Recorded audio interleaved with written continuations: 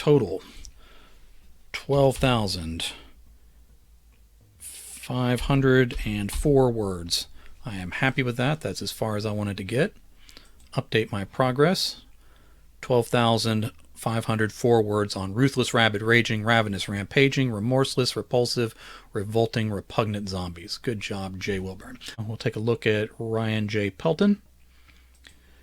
He is in the midst of a novel that's literary in nature. I still mean to ask him what those initials stand for. He has made 11,071 words. So looking at the 30-day goal, if you do 1,667-ish words a day, you will get there in 30 days. So if you multiply that times 5, 8,835 words if you're staying on that pace, 12,500 words if you're on a 20-day pace. So he is well ahead of the 30-day pace. So very good job there, Ryan. Tom Duffy, who may or may not be done for the day, is at 11,220 words. Usually he's writing when he follows along on the stream here, so he's probably going to update again there, and that means he's well ahead of pace as well. So very good job, sir. Armand Rosamalia, and he has definitely updated today on his third book in the First Coast Thrillers series, the first book coming out January 15th if you want to pre-order it. Armand is at 12,608 words, so doing better than me and well over even a 20-day pace for 50,000 words. I won't start writing until this evening, so I haven't updated anything yet. All right, so that's yesterday's numbers. Good Lord, Tom. I think Armand may be right. You are a show-off, but congratulations. I'm glad you're doing well. Alex from Iowa, and he is doing a wonderful job as well.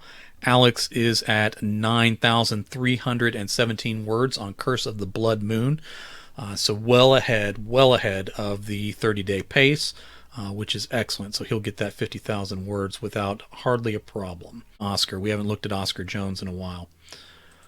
Oscar is writing Demons and Disaster, which is a fantasy story, and he is at 7,820 words. So doing really well, real close to pace, and so he is he's not far behind at all if he's going for the 30-day pace, and so any burst of numbers will get him there really well. So excellent job, sir. Appreciate all your effort as well. Let's jump in on Chuck Buda. I'm really trying to encourage him as we go along here. Last time I checked, Chuck Buda was at 1,000 some odd words, and now the next time I check here, he's at 3,150. So forget about the pace. What this shows is that he missed a few days. He was at 1,000 and some odd words, and now he's at 3,000 plus words, which means at some point he sat down and wrote 2,000 more words. Now this is a good point for the importance of just celebrating the day that you got. A 2,000 word day is excellent, even by NaNoWriMo standards. So regardless of where other people may be on day 5, Chuck Buda has gone from 1,000 to 3,000 plus words, and so want to commend him on sticking with it and doing such a great job there. That's a really important aspect of surviving NaNoWriMo, is not giving up when you miss a few days. So a lot of people do, and that's really a shame. All right, let's take a quick look at John Quick, because I'm going to take a look at his books as well. John Quick writing Beneath the Surface, a horror and supernatural story. He is notorious for blowing away the numbers as he goes, and he is already at 17,140 words. So he'll be done with the 50,000 words in no time, way ahead of even a 20-day pace, much less the 30-day pace. So very good job there. Let's take a look at the kind of writing that John Quick does. He has such a range that we could go all day through these things. I'm going to take a look at a few works here. Demon at the Window. Let's see when this was published. This came out just a couple days ago, actually. So, and I think that's a second edition, so it may be a reprint of something that was there in the past. Let's take a look at what Demon at the Window is. The first book in the Cochran Investigation series. Jack Cochran was in, any hero that's named Jack is good. That's always what the good stuff is. Actually relieved when he was fired from the TBI following one of the strangest cases he'd ever encountered. He decided to try his luck as a private investigator and live out a long-time dream. But probably he ran into trouble. That's what happens to every investigator in a story.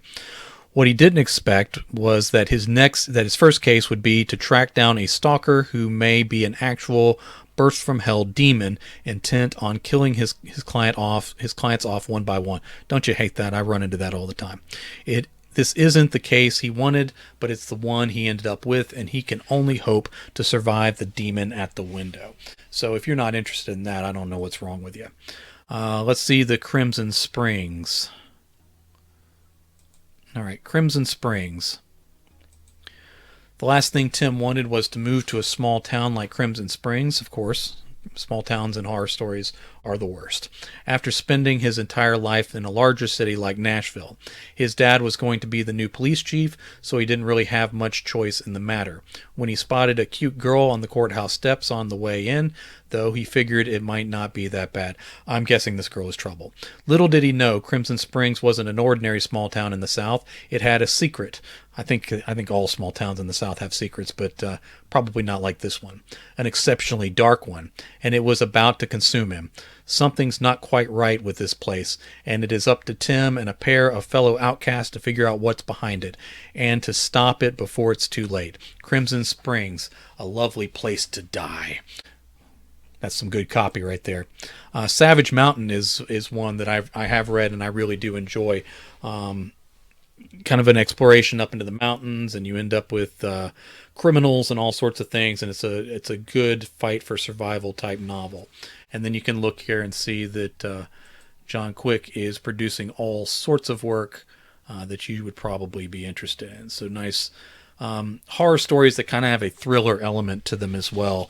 A lot of horror authors try to say, well, I'm doing dark thrillers too, because there's this idea that thrillers sell better than horror.